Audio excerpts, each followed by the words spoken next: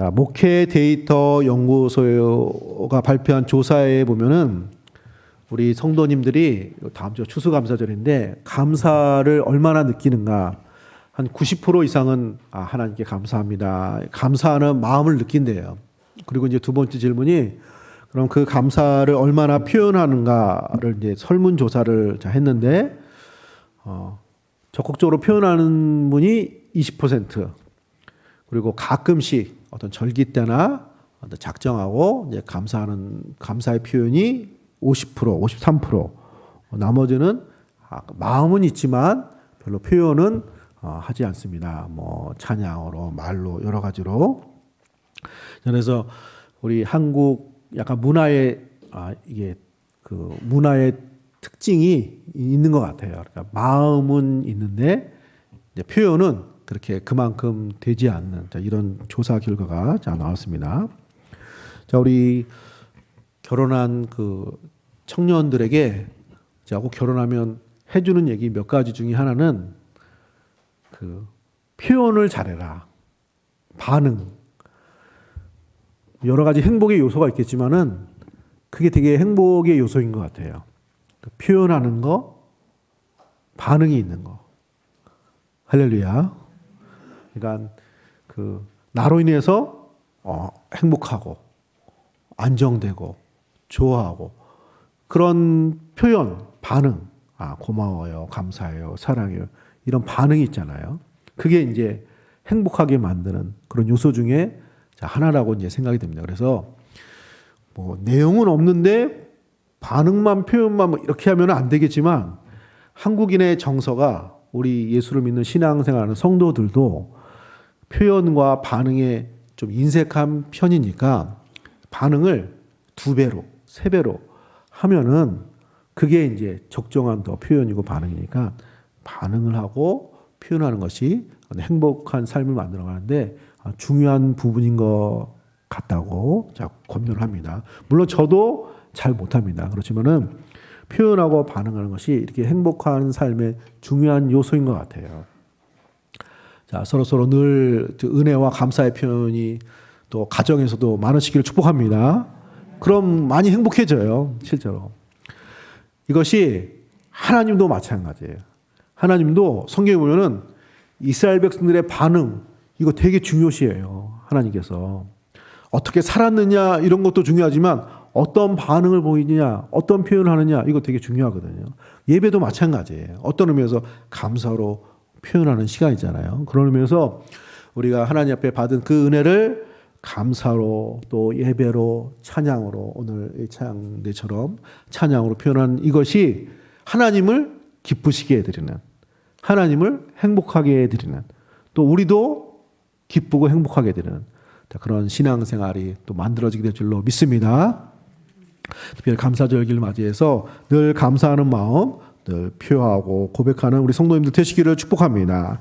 자, 한 해의 열매들에 대한 감사절을 앞에 두고 오늘 열매에 관한 말씀을 나누고자 합니다. 예수님은 어떻게 열매를 만들어 가시는가, 또 성경 속에서 어떻게 예수님이 열매를 맺어 가시는 말씀을 나누고자 합니다. 오늘 본문은 예수님이 비유로 말씀하신 무화과 나무 열매에 관한 말씀인데 이 말씀을 통해서 우리와는 좀 다른 예수님의 방법, 예수님께서 열매를 만들어 가시는 모습은 무엇일까 발견하시고 우리 성도님의 삶 속에서 하나님이 만들어 가시는, 예수님이 만들어 가시는 귀한 열매 더 많아지시고 감사가 넘치시기를 축복합니다. 자, 그러면 예수님이 만드시는 열매는 어떤 모습입니까? 첫 번째로 따라서 한번 해보겠습니다. 기다림의 열매입니다. 예수님께서 만들어 하신 열매는 기다림의 열매입니다. 자, 오늘 비유의 말씀을 보시면 사람들이 무화과 나무를 찾아왔는데 열매가 나오지 않습니다. 6절에 보시면 6절에 이에 비유로 말씀하시되 한 사람이 포도원에 무화과 나무를 심은 것이 있더니 와서 그 열매를 구하였으나 얻지 못한지라. 무화과 나무는 그 열매가 주 목적이래요. 우리가 나무도 이런 관상용 열매가 없어도 이 보기 이쁘잖아요. 그 모양으로 보는 나무가 있고 또 어떤 것은 꽃 있잖아요. 꽃을 벚꽃처럼 꽃을 보기 위해서 그 목적으로 나무가 있고 근데 무화과 나무는 꽃도 아니고 잎사귀도 아니고 모양도 아니고 오직 열매가 중요하대요. 열매가 또 많이 맺힌대요. 그래서 지나가다 배고플 때 이렇게 먹을 수 있고, 자, 열매가 목적인 나무인데, 그런데 와 보니까 그 열매가 없는 거예요. 그래서 한 사람이 찾아와 가지고 포도원지기에게 항의를 해요. 3년이나 왔는데 열매가 없습니다. 7절에 포도원지기에게 이르되 내가 3년을 와서 무화과 나무에서 열매를 구하되 얻지 못하니 찍어버리라. 어찌 땅만 버리게 하겠느냐. 3년 동안 열매를 못 얻었다는 거예요. 그래서 3년을 기다렸는데 열매가 나오지 않으니까 괜히 땅만 차지하고 소용이 없습니다. 차라리 베버리고 찍어버리고 다른 거 열매 잘 맺는 걸로 심읍시다. 자, 이것은 비유의 말씀이잖아요. 이거는 당시에 예수님 주위에 있었던 사람들의 반응하고 관계가 있어요. 3년 동안 열매가 없어서 찍어버리자 이 말을 하잖아요. 예수님이 3년 공생애를 하셨죠. 사셨죠. 사람들이 예수님 볼 때 늘 보이는 거에 집중했어요. 오병이의 기적이라든지 뭐 병든 자를 고친다든지 죽은 자를 살린다든지 이런 가시적인 열매가 있을 때 사람들이 막 그렇게 우르르 따라다니고 환호했는데, 그러지 않고 어떤 십자가 얘기를 하고 사랑을 얘기하고 또 고난받는 거 얘기하고 그러면은 사람들이 떠나고 또 보이는 거 있으면 몰리고 이런 모습이거든요. 그러니까 열매를 달라 이런 모습이고, 그 열매가 바로 자신들의 눈앞에 있어야 된다는 거죠. 그리고 없으면 예수님은 필요 없어. 뭐 이런 분위기인 거죠. 자, 그거를 어느 정도 빗대서 예수님이 지금 하신 말씀입니다. 자, 우리가 여기 보면 찍어버리자 이런 말 나오잖아요. 사람들은 좀 잘 기다리질 않아요. 조급함이 있습니다. 그리고 이 조급함은 약간은 그 폭력성이 나오기도 해요. 여기 있는 본문의 표현처럼. 사회학자인 그 오이켄 로젠스토란 박사님이 이렇게 얘기했습니다. 세계 1차 대전, 2차 대전을 겪으면서 우리 시대의 가장 큰 유혹은 조급함이다. 기다리고 고통받기를 거부하는 것.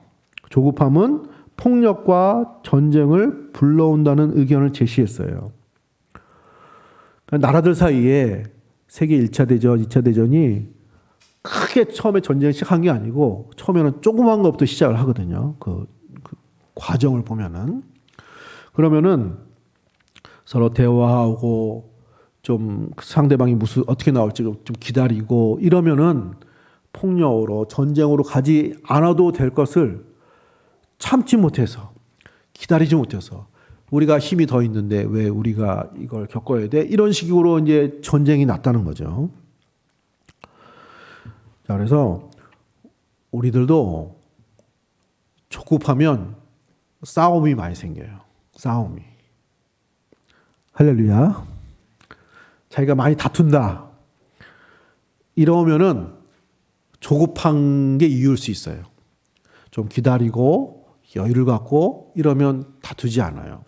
싸우지 않을 수 있어요. 그런데 조급하면 이게 이제 원하는 대로 바로 열매가 나오지 않으면 이제 험한 이야기가 나오는 거죠. 지금 그래서 찍어버립시다. 나무를 베시다. 이렇게 나오는 것입니다. 그래서 포도원지기가 그렇게 얘기하니까 이 포도원지기가 주인에게 요청하는데 베지 말고 그대로 둘 것을 요청합니다. 8절 말씀입니다. 오늘 8절 말씀이 주 말씀 내용입니다. 우리 8절을 한번 같이 읽어보겠습니다. 시작.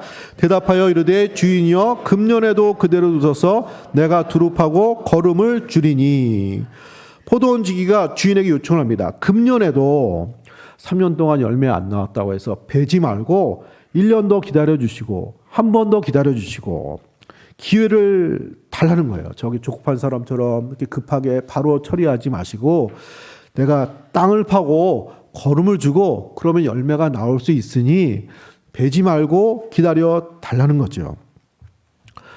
자, 여기 포도원 주인은 하나님 아버지를 의미하는 것이고 이 포도원 지기가 주인에게 말하는 이 말이 예수님이 하시고 싶은 말씀인 거예요.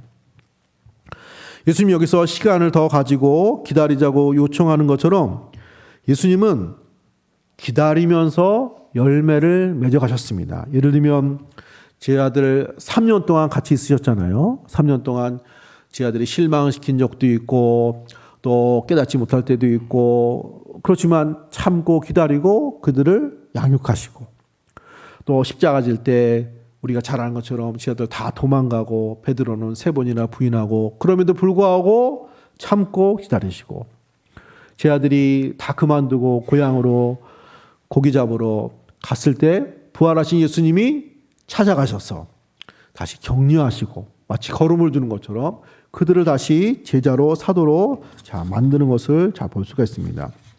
자, 이처럼 예수님의 방법은 기다림의 방법입니다. 서두르지 않습니다. 조급하지 않습니다. 오래 참음을 통해서 열매를 맺어 가십니다.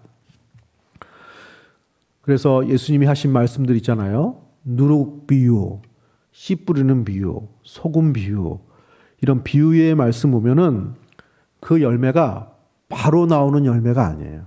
다 시간이 필요하고 기다림이 필요하고 인내가 필요한 그런 내용들이 그 속에 크게 작게 담겨져 있습니다. 예수님이 만들어 가신 열매는 이런 기다림이 들어가 있는 열매입니다. 자, 하나님은 성경에서 보면은 행동하시고 분명히 역사하시는 하나님이 되십니다. 그렇지만 동시에 기다리시는 하나님이 되십니다. 자, 성경 구절을 보시면 베드로후서 3장 8절에 이런 말씀이 있습니다. 사랑하는 자들아, 주께는 하루가 1000년 같고 1000년이 하루 같다는 이 한 가지를 잊지 말라. 하나님께는 하루가 1000년 같고 1000년이 하루 같다. 자, 들어보셨을 거예요. 자, 이 말이 왜 나왔냐면은 9절에 보시면 베드로후서 3장 9절에 주의 약속은 어떤 이들이 더디다고 생각하는 것 같이 더딘 것이 아니라 오직 주께서는 너희를 대하여 오래 참으사 아무도 멸망하지 아니하고 다 회개하기에 이르기를 원하시니라. 왜 하루가 1000년 같고 1000년이 하루 같은가? 하나님께는 그만큼 오래 참으신다는 거예요. 마치 하루를 참듯이 1000년을 참고 1000년을 참듯이 하루를 참는다는 거예요. 기다린다는 거예요. 그래서 아무도 멸망하지 않고 회개하고 구원받기를 원하사 하나님은 기다리시는 하나님. 그래서 하루가 1000년 같고 1000년이 하루 같으신 하나님이시기 때문에 소망을 갖고 하나님께 기대하자는 거죠. 자, 실제로 우리의 삶 속에 정말 중요한 것들은 하루아침에 되지 않고 많은 인내와 기다림이 필요한 것이 많이 있습니다. 그래서 이사야서 30장 18절에 이렇게 말하고 있습니다. 그러나 여호와께서 기다리시나니 이는 너희에게 은혜를 베풀려 하심이요 일어나시리니 이는 너희를 긍휼히 여기려 하심이라. 대저 여호와는 정의의 하나님이심이라. 그를 기다린 자마다 복이 있도다. 할렐루야. 그를 기다린 자마다 복이 있도다. 여호와께서는 기다리시나니, 하나님이 기다리신 하나님. 따라서 우리의 삶 속에서도 믿음을 가지고 기다림을 통해서 하나님께서 우리에게 주시는 열매가 맺어지게 된다는 것입니다. 이것이 예수님께서 만들어 가시는 열매의 모습입니다. 자, 오늘 우리들의 삶과 한번 연결을 시켜 보시기 바랍니다. 사람들이 포도원 지기에게 와가지고 열매가 없으니 그냥 베버립시다, 뽑아버립시다, 찍어버립시다 하는 말 같은 말이 우리에게 들릴 때가 있어요.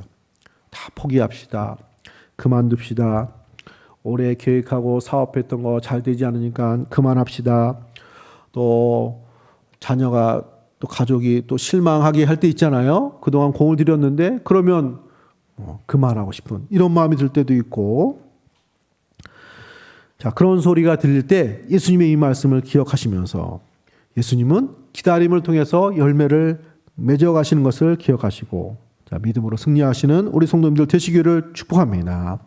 그래서 생활 속에서 적용하시고 실천을 하시고, 그래서 기도하다가 잘 안 된다고 쉽게 포기하지 말고 작정하고 또 기도하고 기다리고 기도하면 하나님께서 그 응답과 열매를 맺게 해 주실 것입니다. 코로나19 한 1년, 2년 또 장사를 제대로 못한 우리 자영업 소상공인 뉴스에서 보니까 요새 이제 많이 좀 문이 열려가지고 손님들이 많이 오니까 그 너무 좋아하는 모습을 본 적이 있어요. 그 뉴스에서 보신 적 있을 거예요. 너무 좋아하는 거예요. 이 오늘만 같으면 이제 원이 없고 살겠습니다. 그동안 많이 힘들었을 거 아니에요. 또 빚도 지고 그거를 기다리기 끝에 이제 정상화 됐을 때 그 열매, 보람 그런 거와 같은 것이죠. 자, 하나님의 나라의 열매는 기다림의 열매입니다. 성도님들, 우리 기다림을 가지시고 하나님께 주시는 우리의 삶 속에서 맺어가시는 열매를 맺어가시는 우리 성도님들 되시기를 축복합니다. 두 번째로 예수님이 만들어 가신 열매는 어떤 모습입니까? 두 번째 따라서 해보겠습니다. 그대로 받아주는 포용의 열매입니다. 그대로 받아주는 포용의 열매.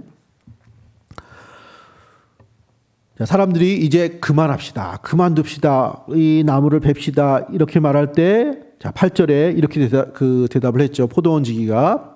대답하여 이르되 주인이여 금년에도 더 기다리자 이 말이고 그대로 두소서 내가 두릅하고 거름을 줄이니.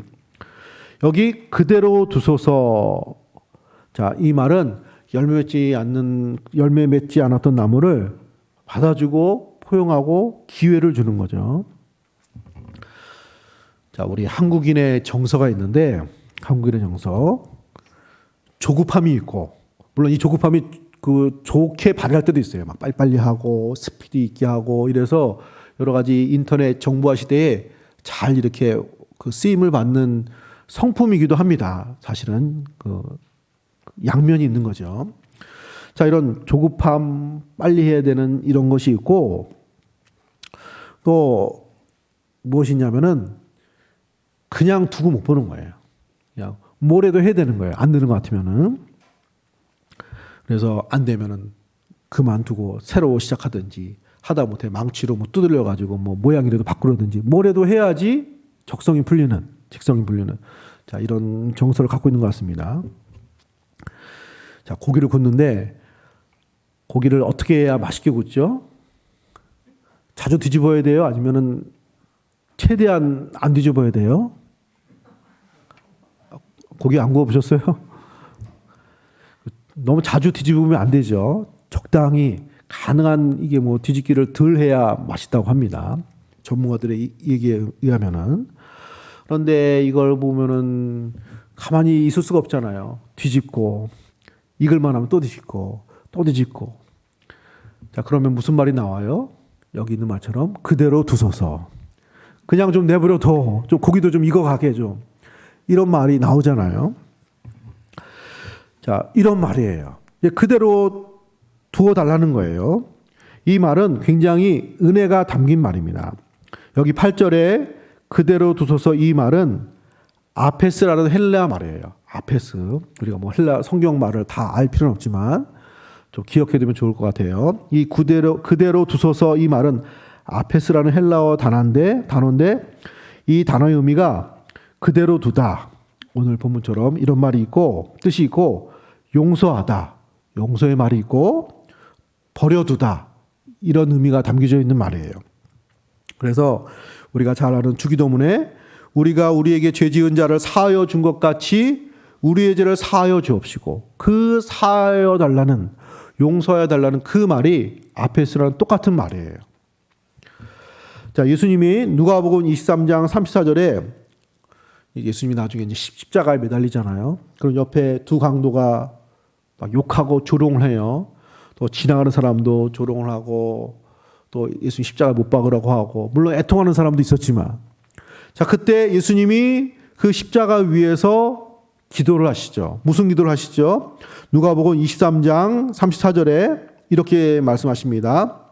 이에 예수께서 이르시되 아버지 저들을 사하여 주옵소서.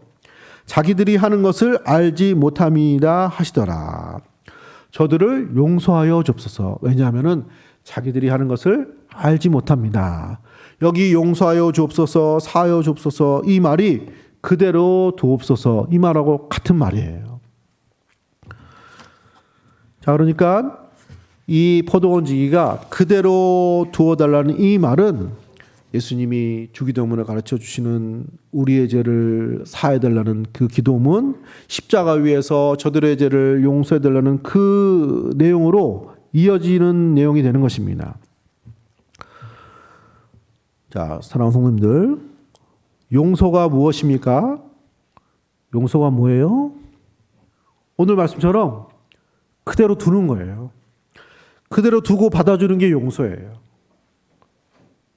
아, 그렇게는 안 되지요. 이거 해야 되고요. 요거 고쳐야 되고, 이거 뭐 보상해야 되고, 이러면 그건 용서가 아니고, 뭐예요? 협상이죠. 어떤 그 계약하는 거죠. 뭔가, 하여튼 용서는 아니죠. 표현하기는 좀 그런데. 그냥 두는 게 용서예요. 예수님께서 기도를 하시는 거예요. 이 표현의 말처럼 십자가 위에서 아버지 저들의 죄를 사하여 줍소서. 저들을 그냥 두시지요. 심판을 내리지 마시고 벌 주지 마시고 포기하지 마시고 내가 십자가를 지고 피 흘려서 내가 세상과 이 사람들을 새롭게 하겠습니다. 내가 하나님 백성 만들겠습니다. 그러니까 베지 말고 뽑아버리지 말고 포기하지 말고 그냥 있게 해달라는 거죠. 그냥 받아달라는 거죠. 오늘 포도원지기가 많은 것처럼 주인이여 금년에도 그대로 두소서. 그냥 두고 보시죠 하고 한 말씀처럼 예수님이 그 말씀을 또 용서의 기도로 하신 것입니다. 사랑하는 성도님들, 자, 이렇게 예수님께서 만들어 가시는 열매는 그대로 받아주고 마치 용서하듯이 이런 포용의 열매로 만들어 가시는 줄로 믿습니다. 자, 우리의 삶을 두고 생각해 볼 때 때로는 그냥 두고 보는 것이 힘들 때도 있어요. 무엇이라도 하든지 바꾸든지 아니면 멀리 하든지 뭐 이렇게 이러고 싶을 때가 많이 있잖아요. 그런 이야기가 들릴 때도 많이 있고 어떤 실망스러운 환경이라든지 어떤 사람이라든지 가족이라든지 친구라든지 그때마다 이제 그만 정리하고 그만 포기하고 희망을 포기하고 소망을 포기하고 이런 소리가 들리는 거예요. 그때 예수님께서 우리를 이 모습 이대로 받아주신 것을 기억해야 됩니다. 할렐루야. 예수님이 우리를 이 모습 이대로 그대로 받아주는 포용의 열매를 만들어 가시지 않았으면 우리 중에 여기 앉아 있을 만한 사람 많지 않아요. 이렇게 해야 되고 이렇게 해야 되고 이래야 예수 믿을 수 있고 하나님 백성이 될 수 있고 이렇게 조건을 걸었으면 누가 얼마나 여기 앉아 있고 예배하고 신앙생활 하겠습니까? 일단은 받아주시는 거 아니에요. 예수 믿고 하나님 백성으로 자녀로 받아주시고 만들어 가시고 성숙하게 만들어 가시고 하나님 자녀 만들어 가시고 이런 은혜가 오늘 우리에게 임하게 된 줄로 믿습니다. 사랑하는 성도님들, 예수님이 열매를 맺어가도록 우리의 모습을 그대로 받아주신 것처럼 이런 넉넉함을 가지시는 성도님들 되시기를 축복합니다. 그래서 우리가 말씀을 실천하고 적용하는 게 중요하잖아요. 나하고 생각이 달라도 일단 들어주는 거예요. 뭐 받아들이기 힘들어도 일단은 들어주고 또 때로는 실망시키는 자녀라든지 남편이라든지 아내라든지 친구라든지 뭐 교회 성도님들일 수도 있죠. 그래도 지켜봐주고 기도해주고 할렐루야. 여러분들 자신도 그렇게 생각해야 돼요. 나 자신은 나는 안 돼. 나는 이걸 고쳐야 돼. 난 이래서 안 돼. 나는 언제나 2% 부족해. 그것도 받아줄 필요가 있어요. 그렇게 그건 뭐 할 건 해야 되겠지만은 내 모습 이대로 예수님이 받아주셨는데 하나님이 받아주셨는데 내가 뭘 마음에 들고 안 들고 할 그게 아니잖아요. 내 모습도 내가 하나님이 받아주셨는데 받아주고 할렐루야. 보통 전문가들은 자기하고 다른 사람을 받아줄 때 사람이 성장한대요. 그러니까 우리는 마음에 맞는 사람, 통하는 사람, 내가 받아줄 만한 사람, 이렇게 지내는 게 사실 재밌고 흥이 날 수는 있어요. 그런데 자기하고 정반대인 사람을 마음 문을 열고 받아주고 이런 걸 통해서 사람은 자기의 약점이 보완이 되고 또 성숙도 되고 변화가 된다고 합니다. 할렐루야. 이렇게 예수님이 포용을 통해서 열매를 만들어 하신 것처럼 우리 성도님들 삶 속에서 그대로 받아주시는 포용을 통해서 열매를 맺어 가시는 우리 성도님들 되시기를 축복합니다. 세 번째로 예수님이 만들어 가시는 열매는 어떤 열매의 모습입니까? 따라서 하겠습니다. 걸음을 통한 열매입니다. 걸음을 통한 열매예요. 걸음은 희생을 상징합니다. 자, 지금 단풍이 되게 한참이잖아요. 아마 좀 떨어지고 있는 것 같아요. 그럼 그 떨어지는 낙엽이 이제 거름이 되죠. 거름이. 이렇게 땅에 떨어져 거름이 되기 전에 이때가 제일 이쁘잖아요. 그 단풍 드는 이 나무가. 그래서 이 모습을 표현한 시가 있습니다. 단풍 드는 날이라는 도종환 씨가 지은 시가 있는데, 자, 읽어드리면 이렇습니다. 버려야 할 것이 무엇인지를 아는 순간부터 나무는 가장 아름답게 불탄다. 제 삶의 이유였던 것, 제 몸의 전부였던 것 아낌없이 버리기로 결심하면서 나무는 생의 절정에 선다. 아낌없이 버리기로 결심하면서 나무는 생의 절정에 선다. 나무는 가장 아름답게 불탄다. 할렐루야. 그러니까 나무가 가장 아름다울 때는 자기가 가지고 있는 모든 것을 떨어뜨리기 직전이 제일 아름답다는 거예요. 단풍 드는 거를 이런 모습으로 표현을 했어요. 자, 확실히 시인이나 단풍을 이렇게 기막히게 표현을 했습니다. 자, 이렇게 단풍이 낙엽이 돼서 떨어지고 거름이 되면 거기에 어떤 그 좋은 그런 유기물, 미생물이 생겨서 퇴비가 되어지고 나무를 살리고 산을 살리잖아요. 거름을 만듭니다. 자, 이런 것처럼 오늘 예수님도 자신이 거름을 주고 또 거름이 되어서 열매를 맺게 하실 것을 말하고 있는 것입니다. 아까 읽은 말씀 8절에 대답하여 이르되 주인이여 금년에도 그대로 두소서 내가 두릅하고 거름을 주리니. 그대로 두시고 금년에도 기회를 주시고 세 번째로 거름을 주겠습니다. 내가 땅을 파고. 자, 거름은 썩어야 되잖아요. 낙엽이 떨어져가지고 죽어야 되잖아요. 땅에 썩어져야 되고 냄새도 나고 보기도 좋지 않습니다. 그런데 이것이 식물에게, 나무에게는 힘을 불어주고 생기를 불어주고 열매를 맺게 하는 힘을 줍니다. 그래서 거름이 없는 땅은 이제 황폐한 땅이라고 합니다. 예수님이 내가 땅을 파고 거름을 주리라 하신 이 말씀은 앞으로 예수님이 우리를 위하여 십자가에 죽으심으로 희생할 것을 염두에 두고 하신 비유의 말씀이에요. 예수님은 오늘 말씀처럼 자기 자신을 십자가에 죽으시고 피 흘리시고 죽으심으로 말미암아, 고난으로 말미암아 그 희생의 거름 같은 모습으로 우리의 구원을 이루어 가셨습니다. 이렇게 예수님의 희생과 십자가의 죽으심은 우리의 영생의 구원의 거름이 되어서 우리를 다시 살리신 것입니다. 결국은 죄악에 빠진 우리를 건지시고 하나님 나라의 열매로 만들어 가신 것입니다.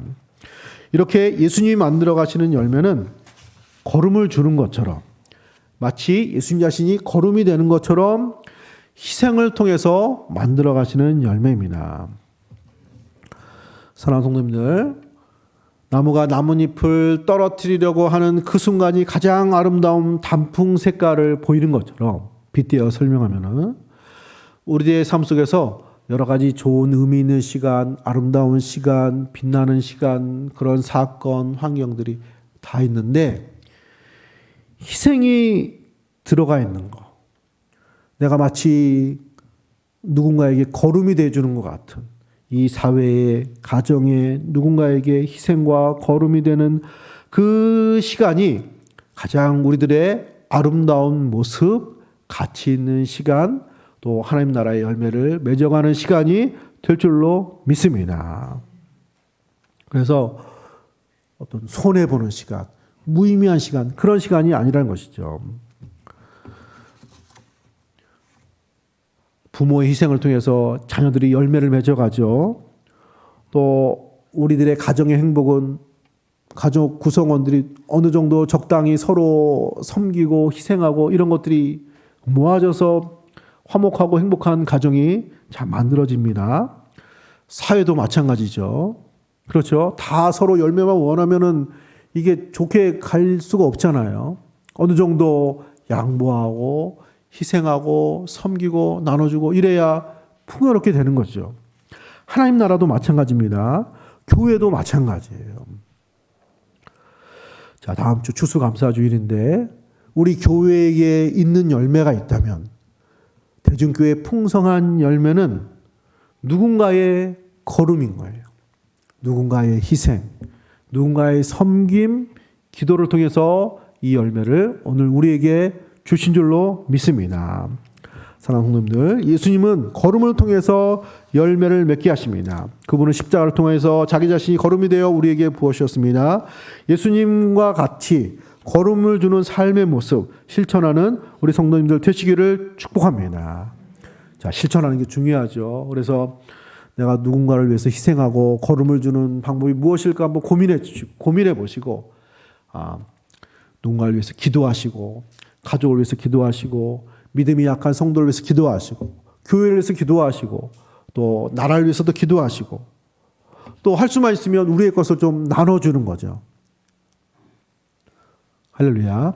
또 요새 모바일 인터넷 쇼핑이 대세잖아요. 배달을 해주니까 좀 편하기도 하고 또 가격도 저렴한 것 같아요. 자, 그렇지만 가능하면은 이 주위에 있는 가게에 물건 사주는 거죠. 어떤 마트나 슈퍼마켓이나 뭐 편의점이나 가능하면은 이 가까운 지역에, 물론 나하고 특별히 아는 사이는 아니라고 할지라도 가격이 별로 안 쌀 수도 있어요, 사실은. 그렇지만 그 큰 차이는 아니잖아요. 그러면 지역 경제에 뭐 작게나마 도움을 주는 걸 수도 있고, 또 집에서 이제 핸드폰으로 뭐 인터넷으로 주문하는 것보다 나가서 이렇게 사러 왔다 갔다 하면 뭐 건강에도 좋고. 할렐루야. 할 수만 있으면 우리의 것을 또 나눌 수 있는, 희생할 수 있는 이런 모습 만들어 가시기를 축복합니다. 교회 모임도 참여하시고, 이제 코로나가 더 완화되면은 어떤 구역 모임이나 교회 여러 가지 이런 모임, 또 주중예배 이런 것도 참여하시고, 그러면은 여러분들이 은혜 받는 것이기도 하지만은 사람은 사람을 통해서 은혜를 받는 거예요. 하나님께 주시는 은혜도 있지만 같이 있으면 은혜가 되는 거예요. 할렐루야. 왜 11시 예배가 제일 은혜스러워요? 사람이 많잖아요. 많이 만나잖아요. 이런 게 굉장히 커요. 그러니까 내가 어느 모임에, 이런 신앙적인 모임에 참여를 함께 하면은 나도 유익이 되지만은 이거 자체가 유익을 주는 거예요.